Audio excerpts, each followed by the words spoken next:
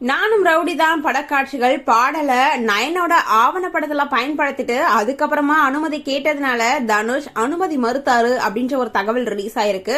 இப்போ நயன்தாரா அண்ட் தனுஷ்க்கு நடுவுல மிகப்பெரிய மோதல் போயிட்டு இருக்கு அப்படின்றதுதான் வரக்கூடிய நியூஸாவும் இருக்கு.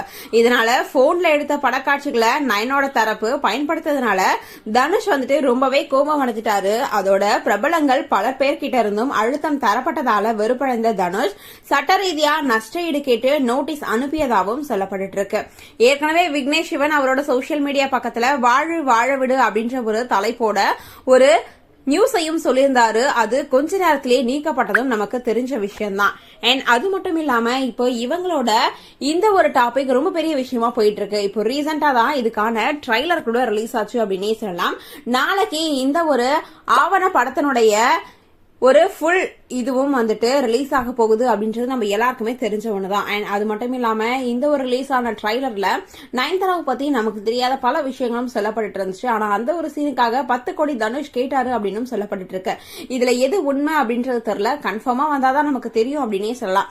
இந்த ஒரு விஷயத்தை பத்தி நீங்க என்ன நினைக்கிறீங்க அப்படின்றத எங்களோட ஷேர் பண்ணுங்க. தொடர்ந்து அப்டேட்ஸ் பார்க்கணும் அப்படின்னா லைக் பண்ணுங்க, ஷேர் பண்ணுங்க, மறக்காம நம்ம சேனலை சப்ஸ்கிரைப் பண்ணுங்க.